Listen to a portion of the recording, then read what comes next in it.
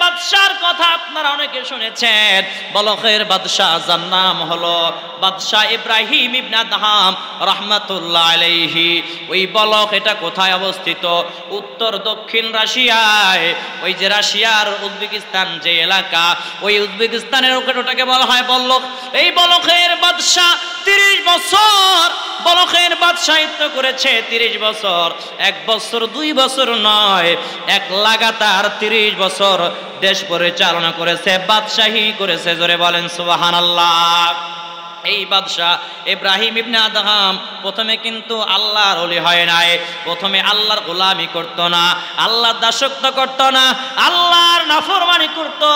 শেষ পর্যন্ত বাদশাহী সাইরা আল্লাহর ওলি, আল্লাহর বন্ধু হয়ে গিয়েছিল। জোরে কোন সুবহানাল্লাহ। ও নবীর আশিকের দল, ইব্রাহিম ইবনে আদহাম রাহমাতুল্লাহ আলাইহি একদিন তার দাসীকে ডাক দিয়া বলে, এরে দাসী, আমি একটু দূরে যাচ্ছি, তুমি আমার শোয়ার ঘরটা, রুমটা ভালোভাবে বেড বিছানা সাজায় রাখবা, ঝাড়ু দিয়া রাখবা।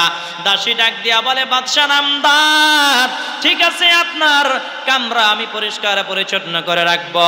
দাসী ঘরটা ঝাড়ু দিয়া যখন বিছনা ঝাড়ু দিতে লাগলেন, দাসী মনে মনে চিন্তা করে, আহারে বাদশাহ, এই খাটের মধ্যে বিছানার মধ্যে কত আরাম করে ঘুমাই, জীবনে তো এই বিছানার মধ্যে শুইতেও পারলাম না, বইতেও পারলাম না। বাদশাহ যেহেতু বাহিরে গেছে কাজে, এই সুযোগে আমি একটু বিছানায় পিঠ লাগায়া দেখি কেমন মজা লাগে। দাসীর ক্লান্ত শরীর নিয়া যখন বিছানার উপরে পিঠ লাগায়া যখন শুয়ে পড়েছে, অটোমেটিকলি ঘুম চলে আসছে।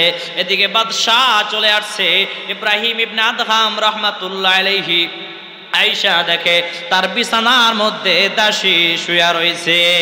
ধমক দিয়ে দাসীকে উঠায়া সেনাপতিকে হুকুম করা হলো, ওজিরকে হুকুম করা হলো, এই ওজির, এই দাসী কেন আমার বিছানায় শুয়েছে? এর পিঠের উপরে শাস্তি স্বরূপ, কাফারা স্বরূপ বেতের আঘাত করো, চাবুকের আঘাত করো। দাসীর পিঠের উপরে বিছানায় শোয়ার অপরাধে বেতের আঘাত করা শুরু করা হলো, চাবুকের আঘাত করা শুরু করা হলো।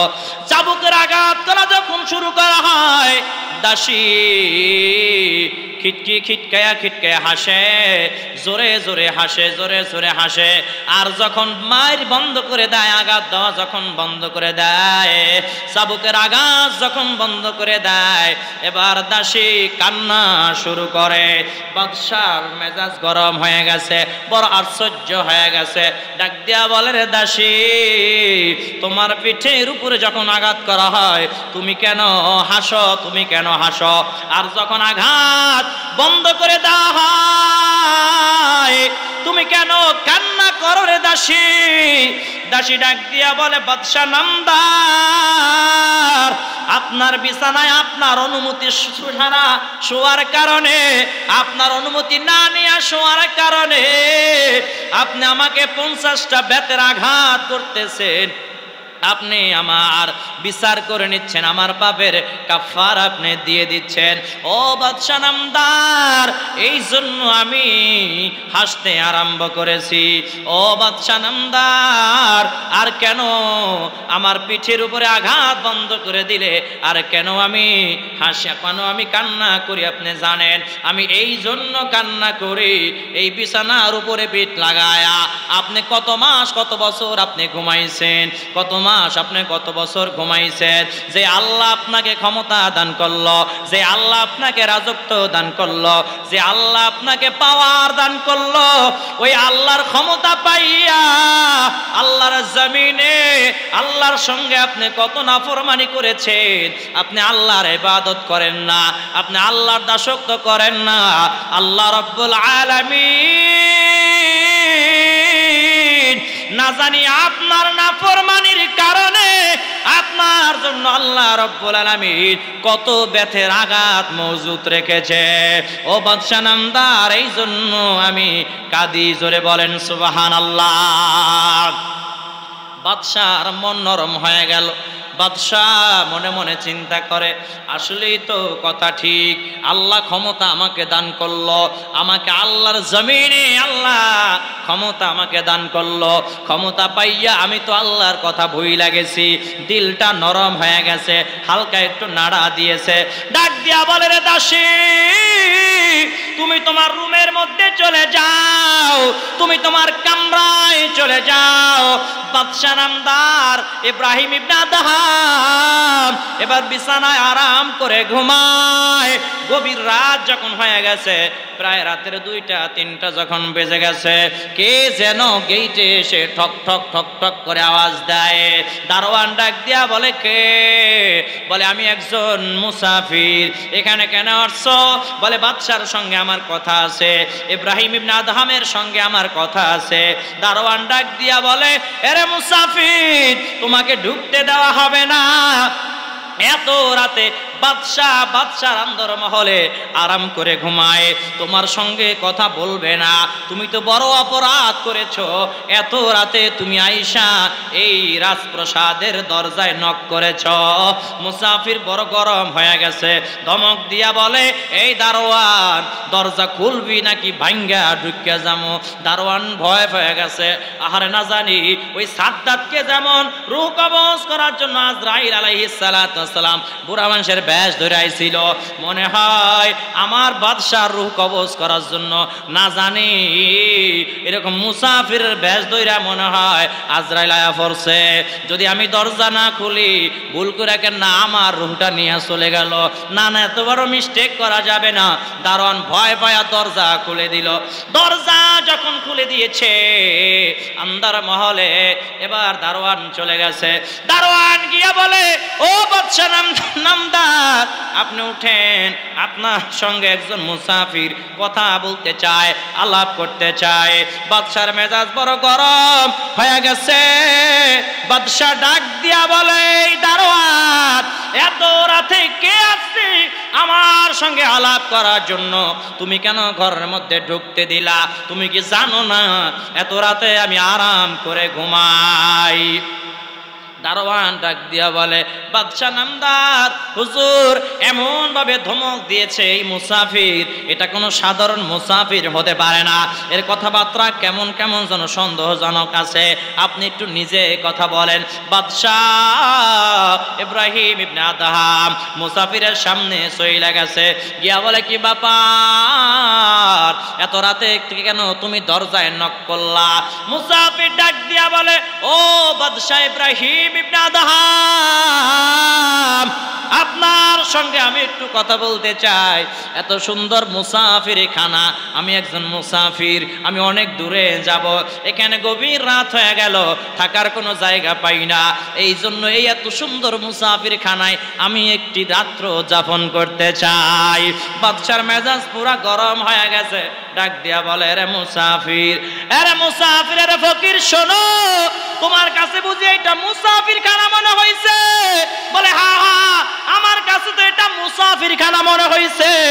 বাদশাহ ডাক দিয়া বলে, এরে মুসাফির, এরে ফকির, শোনো, এটা কোনো মুসাফির খানা নয়, এটা হলো রাজপ্রাসাদ। রাজপ্রাসাদ, তুমি তো বাহিরে মুসাফির খানা আছি, ওইখানে গেলেই তো হয়তো তোমাকে শোয়ার ব্যবস্থা করে দিত, তোমাকে খানার ব্যবস্থা করে দিত, আরাম কইরা খায়া তুমি ঘুমায়া যাইতা, এত রাতে কেন তুমি আমার ঘুম ভাঙার জন্য আসছো? মুসাফির ডাক দিয়া বলে, ও বাদশাহ ইব্রাহিম ইবনে আদহাম, তাহলে এটা বুঝি রাজপ্রাসাদ? বলে, 50 বছর আগে এই রাজপ্রাসাদের ক্ষমতায় কে ছিল, এই আসনে কে ছিল, এই রাজপ্রাসাদের মালিক কে ছিল? বলে, আমার দাদা ছিল। তারপরে কে ছিল? বলে, আমার বাবা ছিল। তারপরে কে? বলে, আমি আছি। তারপরে কে? বলে, আমার সন্তান আসবে।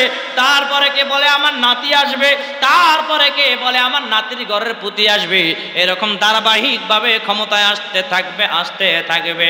মুসাফির ডাক দিয়া বলে, এরে বাদশাহ নামদার, তুমি বড় বোকা, তুমি বড় বোকা, তুমি বড় বোকা।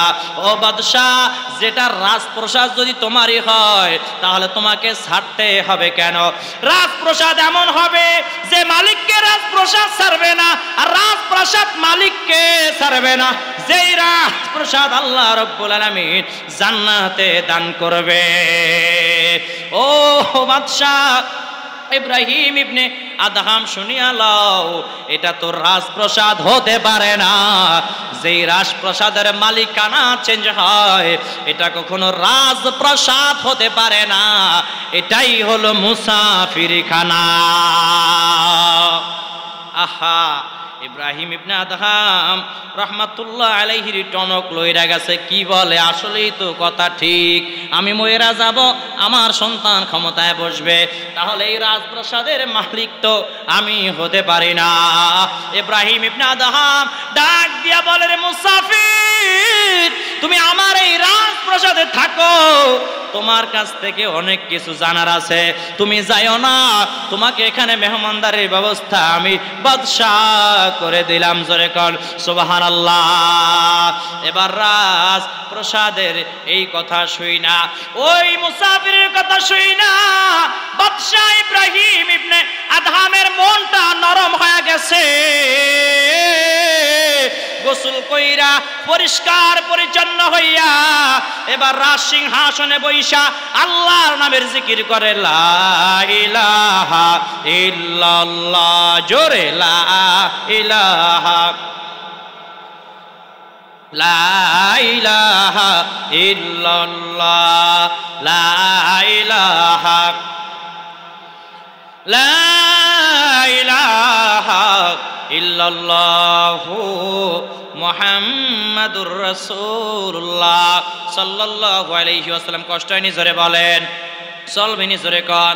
অনেকে মনে মনে কয়, হুজুর একটু গান গায় না কেন, হুজুর একটু এদিক সেদিক বলে না কেন। আমি এদিক সেদিকও বলি না, গানও গাই না, এই অভ্যাস আমার নাই। যেই আলোচনায় ঢুকবো ধারাবাহিকভাবে আলোচনা শেষ করার নামই হলো মাহফিল। ঠিক কিনা? জোরে বলেন। এখন তো আমাদের মধ্যে কিছু বক্তা বের হয়েছে, যাদের ওয়াজ দেখে ডাব্লিউরা হাসে, বাতেলরা হাসে, নজদের দালালরা হাসে, আর বলে তোরা কি ওয়াজ করো, 1 ঘন্টা ওয়াজ করো, আধা ঘন্টা খালি গান গাও। বলে কি বলে না? দয়াল নবীদের শানে নাতে মুস্তাফা আমরা গাইব, ওলিদের শানে শান আমরা গাইব, তবে লিমিট থাকা লাগবে। ওলিদের শান গাওয়ার নামে অনেক বক্তা নামের তক্তা আছে, যারা মমতাজের গান গাওয়া শুরু করে দেয়। আছে না নাই? এদের জন্য সুন্নিয়াত প্রশ্নবিদ্ধ, এদের জন্য আজ সুন্নি অসংখ্য সুন্নি প্রেমিকরা, নবী প্রেমিকরা, ওলি প্রেমিকরা মাহফিলে আসে, আকীদার পরিবর্তন করতে পারে না, এরা আমল শিখতে পারে না। কারণ কি? একটা মাত্র কারণ, বক্তা তো আইছে ঠিকই 30-40 হাজার টাকা নিয়ে যাবে, ওয়াজ করছে 1 ঘন্টা, আধা ঘন্টা খালি এদিক সেদিক করে উড়াই দিছে। বানিয়ে বলছি নাকি আমি? জোরে বলেন। নবী না চিনিলা কি যে ভুল করিলা, নবী না চিনিলা কি যে ভুল করিলা, বস মে ঢালিলা ঘি, মানুষ হইয়া ভাবেতে আসিয়া মানুষের করিলা কি। ঠিক কিনা? জোরে কান। তাহলে যা বলতেছিলাম, অনেকে মন খারাপ করে, বলে রফিকে হুজুর এদিক সেদিক বলে না কেন, একটু ডান্স মাস দেয় না কেন? আসলেই তো কথা ঠিক। এইখানে যদি আজকে মাহফিলের আয়োজন না কইরা গানের আয়োজন করা হইতো, যাত্রা পালার আয়োজন করা হইতো, প্যাকেজের আয়োজন করা হইতো, এই পুরা দোকানপাট সবকিছু ভরপুর হয়ে যাইতো। ঠিক কিনা? খালি মনে করেন যে সাবিনা বেজলিন আর মমতা জাফা আছে না, ওই যে সংসদে দাঁড়াইয়া বলছিল, কি বলছিল জানেন? আমি বুখারী শরীফ পড়েছি, মুসলিম পড়েছি, সিয়াসিত্তা পড়েছি, সব পড়িয়া ধুইয়া লাইছি, উল্টাইয়া লাইছি, এক্সের সব পড়িয়া লাইছি, এইরকম যে বলছিল মমতা জাফা। এই মমতা জাফারে যদি এখানে আনতেন, এখানে উইটটা খালি ফাইটটা যায়, সিররা যায়, জ্বললা যায়, বলতে দেরি হইতো, এই মাঠের আনাচে কিনাচে সব কিছু ভরে যাইতে দেরি হইতো না। ঠিক কিনা? জোরে কোন? আহা, মমতা জাফার খবর নাই, এখন গায়েব হয়ে গেছে, মমতা জাফা হাওয়া হয়ে গেছে। মনে রাখবেন, ক্ষমতা চিরস্থায়ী নয়। ক্ষমতা পেয়ে যারা ইসলামের বিরুদ্ধে কলম চালাবে, এরা কখনো চিরস্থায়ী ক্ষমতায় টিকতে পারবে না। ঠিক কিনা? জোরে বলেন। ক্ষমতা পাইয়া যারা ওলিদের মাজারের বিরুদ্ধে যাবে, ওলি আল্লাহর শান নিয়ে কটূক্তি করবে, এরা জীবনও ক্ষমতার আসনে যেতে পারবে না। চিল্লা এখন ঠিক কিনা? টাকলা মুরাইদের কথা কি ভুলে গেছেন নাকি? টাকলা মুরা চান্দি ছিলাম কি ছিল? ক্ষমতার পাওয়ারের ঠেলায় বলছিল যে রাষ্ট্র ধর্ম ইসলাম কেটে দিব, রাষ্ট্র ধর্ম ইসলাম কেটে দিব বলেছিল। আল্লাহ রাব্বুল আলামিন বলে ওয়ামাকারু ওয়ামাকারাল্লাহ আল্লাহু খায়রুল মাকিরিন, আমি আল্লাহ মহা কৌশলী। ওরা চেয়েছিল রাষ্ট্র ধর্ম ইসলাম কেটে দিবে, আমি আল্লাহ ওদেরকে ক্ষমতার থেকে লাথি মেরে বিদায় করে দিলাম। ঠিক কিনা জোরে বলেন? আল্লাহ এক চটকানা দিয়ে বিদায় করে দিচ্ছে, জানাম। কারণ অনেকবার পারছো, ফেরাউনের মতো অবস্থা হয়েছিল। ঠিক কিনা জোরে বলেন? অনেকে মন খারাপ করে আমি হক কথা কইলে, কারণ কেউ যদি রাজনীতি কয় তা রাজনীতি আবার কিসের? সাতার রাজনীতি, জীবনে তো ভোটই দি নাই, তা রাজনীতি আবার কি? জীবনে ভোট দিতে পারি নাই, ভোট হয়েছি 15 বছর, যত বড় আইডি কার্ড নিয়া ভোট কেন্দ্রে গেছি। হুজুর ভোট কিন্তু ফজরের সময় হইয়া গেছে। হুজুর মানুষ এত কষ্ট করে আইয়েন কে? আমি বানিয়ে বলছি নাকি? সত্যি না মিথ্যা কথা বলছে না? হুজুর মানুষ, ভোটের দরকার কি? ওই দিন থেকে আমার মেজাজ গরম যে এরা কেন ক্ষমতায়, এরা কেন আমরা ভোট দিতে পারবো না? কথা বলছে না? গণতন্ত্র রাষ্ট্রে আমার ভোট আমি দিব, যারে দিব আমার ইচ্ছা, আমার ভোট তুই দেওয়ার কে বাটফা? ঠিক কিনা? আল্লাহ কয় অনেক জুলুম করছো, যা এবার নামায় দিলাম। এখান থেকে শিক্ষণীয় বিষয় আছে, সামনে যারা আসবে শিক্ষার বিষয় আছে। ইসলাম নিয়ে যদি বান্দরামি করো, ওলি আল্লাহর শান নিয়ে যদি বান্দরামি করো, মাজার ভাঙ্গার পক্ষে যদি দালালি করো, এইরকম চটকানা দিয়ে আল্লাহ ক্ষমতার থেকে নামায়া দিবে। ঠিক কিনা জোরে বলেন? তেলের গাড়ি তেলে চলে, হাওয়ার গাড়ি হাওয়ায় চলে, তেল বিনে চলায় গাড়ি নবী সুলাইমান। আমরা সেই মুসলমান, আমরা সেই মুসলমান। জোরে কোন ঠিক কিনা? আমরা সুন্নিরা কখনো বাতিলদের কাছে মাথা নত করব না। প্রয়োজনে ফাঁসির মঞ্চে আমরা ঝুলতে রাজি আছি, ফাঁসির মঞ্চে দাঁড়াইয়াও আমরা আল্লাহু আকবার, নারায়ে তাকবীর, নারায়ে রিসালাতের স্লোগান দিব। কোন নজদের দালালদের কাছে সুন্নি জনতা মাথা নত করবে না। ঠিক কিনা জোরে কও? কে কে রাজি আছো? তো হাত তোলা লাগে দেখাইয়া দাও। তাকবীর দেন নাকি? কি হইছে? এ একজন যুবক খাড়াইয়া তাকবীর দাও।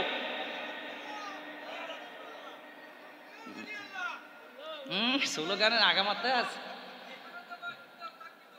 জোরে তাকবীর দাও, একটু গরম করিয়ে দাও শরীরটারে। নারায়ে তাকবীর, নারায়ে তাকবীর, নারায়ে রিসালাত, আহলে সুন্নাত ওয়াল জামাত। এইভাবে তাকবীর দিবেন। কথা বুঝতে পেরেছেন? তাকবীর কইলে বুঝে না, নারা করলে বুঝে না, বুঝবেন কি কইলে? এর লেগেই তো কইছে হুজুররা আইছে ওই 1 ঘন্টা ওয়াজ করে যায়, আধা ঘন্টা গান গাইয়ে যায়, তা তাকবীর কোনটা নারা কোনটা এটা বুঝেই না। বুঝাইলে না বুঝবো? ঠিক কিনা জোরে বলেন? এটা কইলে আমি খারাপ। রফিক আগে ওহাবি ছিল, এই জন্য একটু একটু গুতা দেয়। আসলে গুতা না, ভণ্ডামির সঙ্গে সুন্নিদের কোনো সম্পর্ক নাই। ঠিক কিনা জোরে বলেন? ওরসের নামে যারা নারী আইনা বেড়া বেড়ি কুমিল্লা নাচানাচি করায়, আছে না নাই? এরা ভণ্ড শিয়া, এদের সঙ্গে আমাদের সুন্নিদের কোনো সম্পর্ক নাই। ঠিক কিনা জোরে কর? মাজার পবিত্র জায়গা, মাজারে আমরা যাব, জিয়ারত করব, ওলির উসিলা করে আল্লাহর কাছে চাইব, আমরাই সুন্নি। আর যারা মাজারে গিয়া নারী পুরুষ নামে ওরসের নামে নাচানাচি করবে, এরা সুন্নি না, এরা হলো সুন্নিদের দুশ্মন। ঠিক কিনা জোরে বলেন? রাগ করতেছেন নাকি? তারা জিকির দেন লা ইলাহা,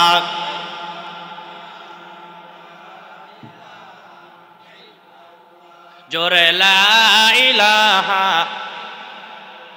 ও লা ইলাহা ইল্লাল্লাহ, জোরে লা ইলাহা। ও আল্লাহর জিকির ছাইরো না, ভাই মা বাবার খেদমত ছাইরো না। আল্লাহর জিকির ছাইরো না, ভাই মা বাবার খেদমত ছাইরো না। আমার নবীর দরুদ ভইল না ভাই নবীর দরদ, ভাই নবীজি তোমায় ভুলবে না। লা ইলাহা ইল্লাল্লাহ জোরে লা ইলাহা ইল্লাল্লাহ, লা ইলাহা ইল্লাল্লাহ জোরে লা ইলাহা, লা ইলাহা ইল্লাল্লাহু মুহাম্মাদুর রাসূলুল্লাহ সাল্লাল্লাহু আলাইহি ওয়াসাল্লাম। ও নবীর আশিকের দল, কষ্টানি জোরে কান, চলবি নিজরে বলেন। অনেকে মনে মনে কয় রফিকে হুজুর এত হক কথা কয় কেন? হক কথা বেশি কন যাইতো না। সুন্নিরা হক কথা বলতে জানে, সুন্নিরা হক কথা বলে জীবনও দিতে রাজি আছে, ঠিক কিনা? কাউকে ভয় পায় আমরা কথা বলি না। ও নবীর আশিকের দল, যা বলতেছিলাম, বাদশাহ ইব্রাহিম বিন আদহাম রহমাতুল্লাহ আলাইহি, বাদশাহ ইব্রাহিম বিন আদহাম রহমাতুল্লাহ আলাইহি রাজসিংহাসনে বৈশা আল্লাহর নামের জিকির করে, লা ইলাহা ইল্লাল্লাহ, লা ইলাহা ইল্লাল্লাহ, লা ইলাহা ইল্লাল্লাহ, এরকম আল্লাহর নামের জিকির করে। হঠাৎ করে ঘুম চলে আসছে। রুমের মধ্যে গিয়া যখন কামরায় গিয়া যখন শুয়া পড়ছে, হঠাৎ করে শুনতে পায় কে যেন ছাদের উপরে ঠক ঠক ঠক ঠক করে আওয়াজ করে। বাদশাহ ইব্রাহিম বিন আদহাম রাহমাতুল্লাহ আলাইহি ছাদের উপরে চইলা গেছে, গিয়া বলে, কে এখানে? কে? বলে, আমি একজন রাখাল, তুমি এখানে এত রাত্রে কি করো? বলে, আমার একটা উট হারানো গেছে, একটা ঘোড়া হারানো গেছে, এই জন্য আমি এই ছাদের উপরে উট তালাশ করি, ঘোড়া তালাশ করি। বাদশাহ ইব্রাহিম বিন আদহাম রহমাতুল্লাহ আলাইহি উত্তর দেয়, এরে বোকা রাখাল, তোমার উট হারায় গেছে, উট কি ছাদের উপরে খুঁজলে পাইবা? উট যদি খুঁজতে চাও তাহলে জমিনের মধ্যে চলে যাও, জংলায় চলে যাও, তাহলে ক্ষেতের মধ্যে চলে যাও, সেইখানেই তো উট পাইবা, ঘোড়া পাইবা। এই ছাদের উপরে খুঁজলে কখনো তুমি উট পাইবা না, ঘোড়া পাইবা না। এবার রাখাল গাইবে আওয়াজ দেয়, এ বাদশাহ ইব্রাহিম ইবনে আদহাম, যদি আমি যদি উট যদি ছাদের উপর তালাশ কইরা যদি না পাই, এরে বুকা বাদশাহ ইব্রাহিম ইবনে আদহাম, তুমি কি করে ভাবলা তুমি রাজ সিংহাসনে আল্লাহ আল্লাহ বলে ওই রাজ সিংহাসনে বৈশা আল্লাহর নাম জপলেই তুমি যে আল্লাহকে পাইবা, এটা তুমি কিভাবে ভাবলা? এই কথা বলে রাখাল চলে গেছে, আর কোন আওয়াজ নাই। বাদশাহ নামদার ইব্রাহিম বিন আদহাম রাহমাতুল্লাহ আলাইহি সাথে সাথে বেহুশ হয়ে গেছে। পানি দিয়া হুশ ফিরে আনা হলো কিছুক্ষণ পরে। বাদশাহ ইব্রাহিম বিন আদহাম এবার সবাইকে ডাক দিয়া বলে, ও আমার সেনাপতিরা, ও আমার ওজির, শোনো, এই নাও মুকুট, এই মুকুট মাথায় আর দিব না, এই নাও রাজার পোশাক, আমি আর এই পোশাক পরিধান করব না, সবকিছু খুইলা আমি সব বাদ দিয়া দিলাম, আমি আল্লাহকে পাওয়ার জন্য, আল্লাহকে খোঁজার জন্য আমি জংলায় রওনা হয়ে গেলাম। আহা, জোরে বলেন না সুবহানাল্লাহ।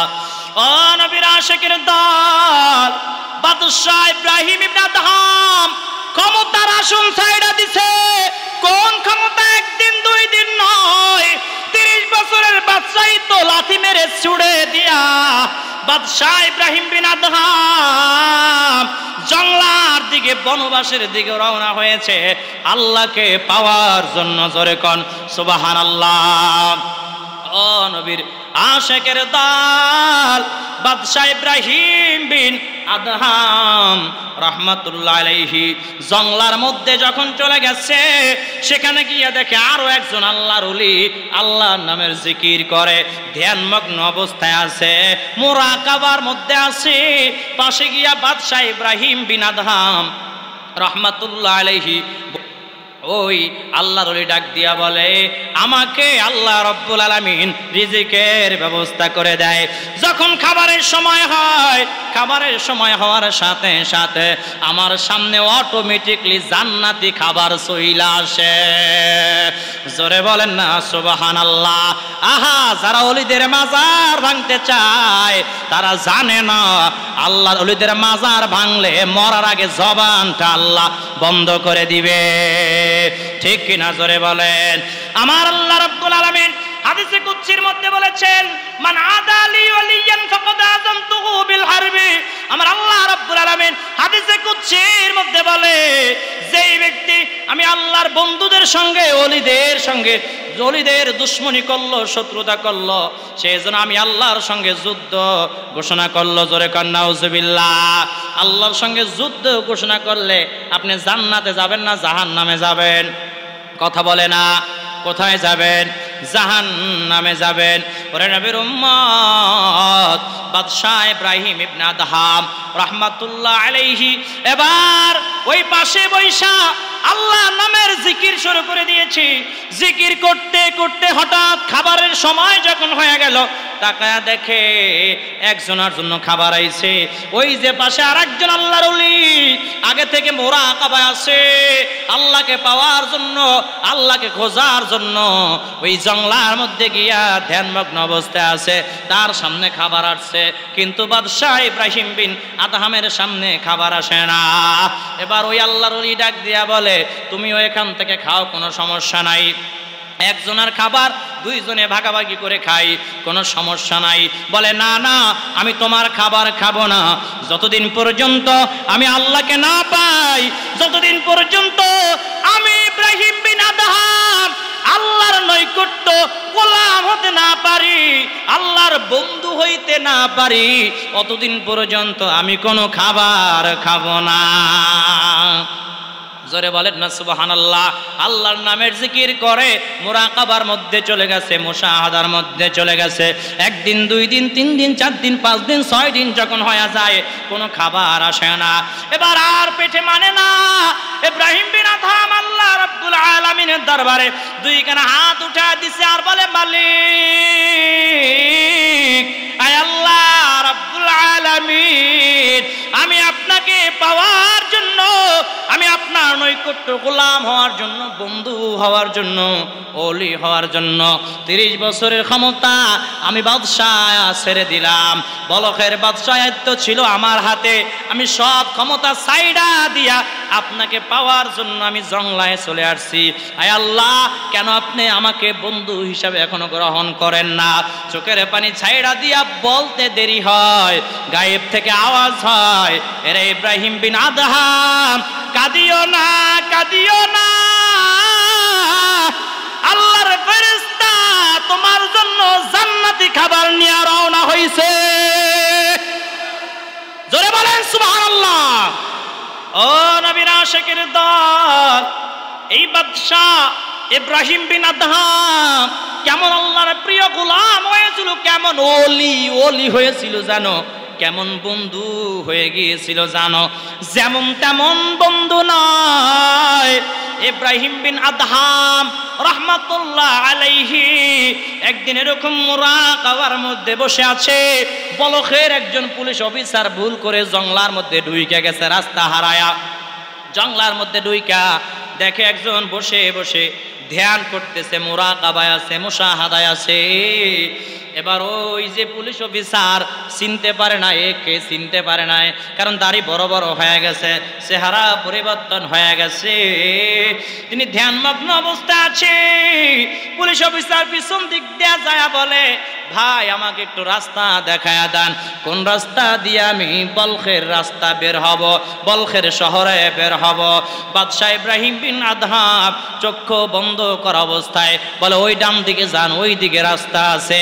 যেই দিকে রাস্তা দেখায়া দিছে ওই দিকে আসলে রাস্তা নয়, ওই দিকে সব কবরস্থান। যারা আগেও আল্লাহকে পাওয়ার জন্য আইসা আল্লাহর ধ্যান করতে করতে, আল্লাহর গোলামি করতে করতে, মুরাকাবা মুশাহাদা করতে করতে দুনিয়া থেকে বিদায় নিয়ে চলে গেছে, ওইগুলো হলো তাদের কবর, তাদের মাজার। পুলিশ আবার হাঁটতে হাঁটতে গিয়ে দেখে কোনো রাস্তা দেখা যায় না। কি দেখা যায় না? রাস্তা দেখা যায় না, কবরস্থান দেখা যায়।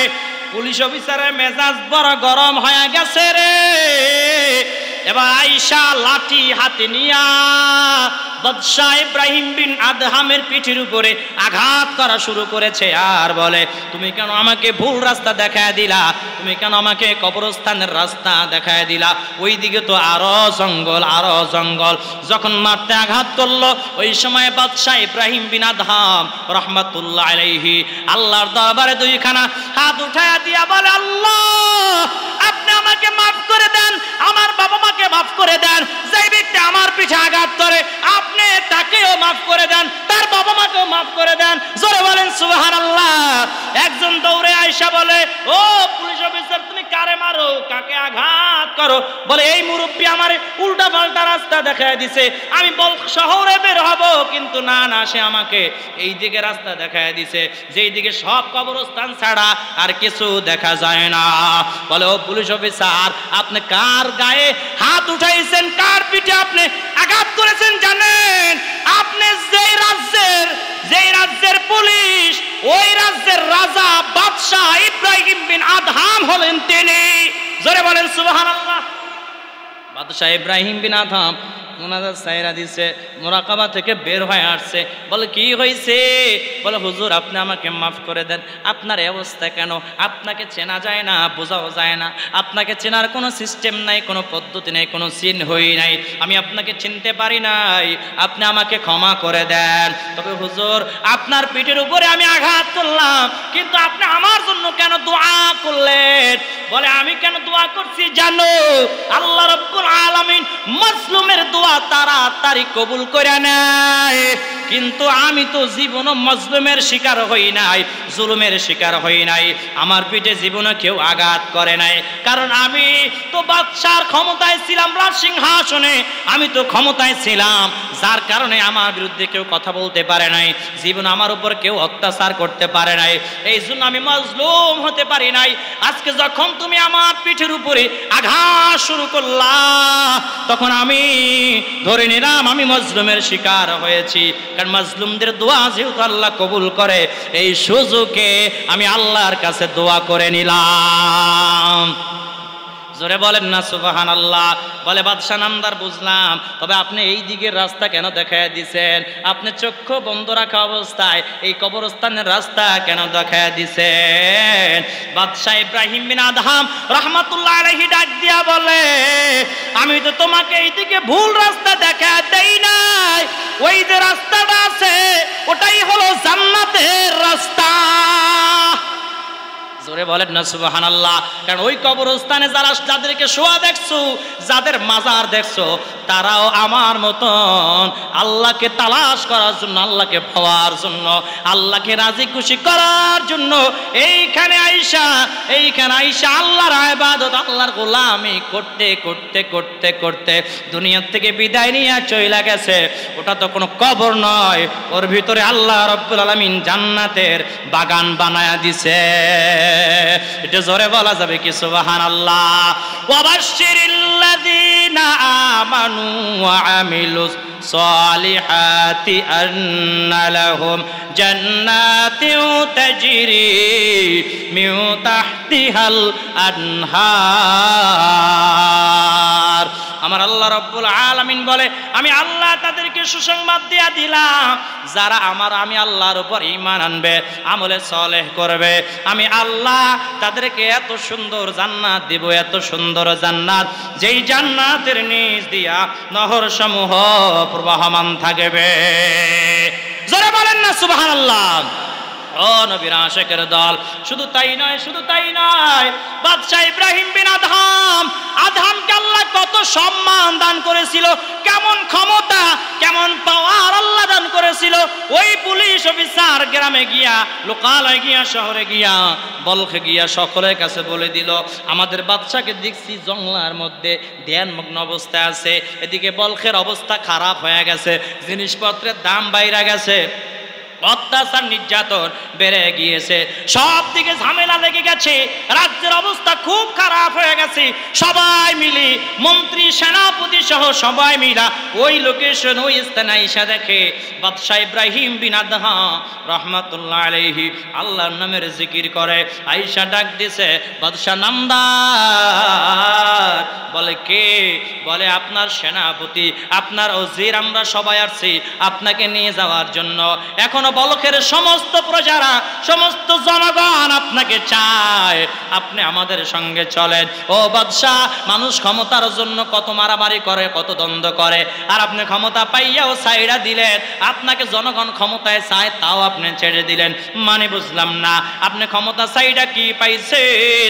বাদশাহ ইব্রাহিম বিন আদহাম রহমাতুল্লাহ আলাইহি ডাক দিয়া বলে, ও ওজির, ও ওজির, সেনাপতি, তোমরা সবাই শোনো, তোমরা কি পেয়েছি এটা প্রশ্ন করেছো, তোমরা আমার পাশে আইসা বসো, আমার পাশে আইসা বসো, আর সবাই আমার সঙ্গে জিকির করো লা ইলাহা ইল্লাল্লাহ। জোরে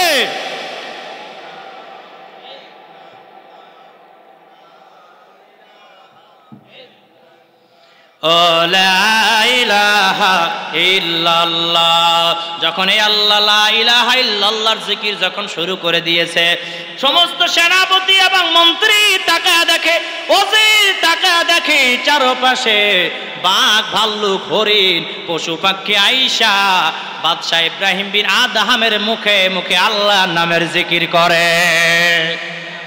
জোরে বলেন না সুবহানাল্লাহ। বাদশাহ ইব্রাহিম বিন আদহাম ডাক দিয়া বলে, এই ওজির, প্রশ্ন করছিলা কি পাইছি, এবার বুঝছনি কি পাইছি, বুঝছনি? বলে আর একটা নজির দেখে যাও। হাতের মধ্যে একটা সুই ছিল, ওই সুইটা পানির মধ্যে ফেলে দিল। পানির মধ্যে ফেলে দেওয়ার সাথে সাথে ওই পুষ্কনি বা খালের সমস্ত মাছ মুখের মধ্যে স্বর্ণের রূপার সুই নিয়া হাজির হয়ে গেছে বাদশাহ ইব্রাহিম বিন আদহামকে দেওয়ার জন্য। জোরে কোন সুবহানাল্লাহ। আর একটু জোরে বলেন না সুবহানাল্লাহ। উঠিয়া গভীর হয় রজনী যখন, নীরবে প্রভুর নাম জপিও তখন। প্রভুর করুণা যদি পাইবার চাও, গভীর রাতে উঠে প্রভুর গুণগান গাও লা ইলাহা। বক্তা নিয়ে আসতে বলেন, বক্তা নিয়ে আসতে বলেন, বক্তা নিয়ে আসতে বলেন। লা ইলাহা ইল্লাল্লাহ, লা ইলাহা, লা ইলাহা ইল্লাল্লাহু মুহাম্মাদুর রাসূলুল্লাহ সাল্লাল্লাহু আলাইহি ওয়াসাল্লাম। তাহলে আল্লাহর ওলি তো আল্লাহর ওলিরা, আল্লাহর বন্ধু এমনি হয় না, অনেক পরিশ্রম করে, ত্যাগ তিতিজ্ঞা করে, অনেক সাধনার পরে আল্লাহর ওলি হয়েছে, ঠিক কিনা? অতএব তাদের মাজার ভাঙার জন্য তোমরা পায়তারা করিও না। মরার আগে দেখবা, যেই পাও দিয়া মাজার ভাঙতে চাও, যে হাত দিয়া মাজার ভাঙতে চাও, ওই হাত ক্যান্সার হয়ে অটোমেটিকলি কেটে ফেলান লাগবে, ঠিক কিনা? জোরে বলে। কিন্তু হেদায়েত তো আল্লাহ দেয় নাই, তো কেমনি কি বুঝাইতাম?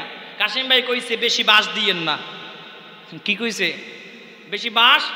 তা আমি আজকে যে পারিবারিক মাহফিল, তো ওই ভাইয়ের নাম জানো কি? যে মাহফিলের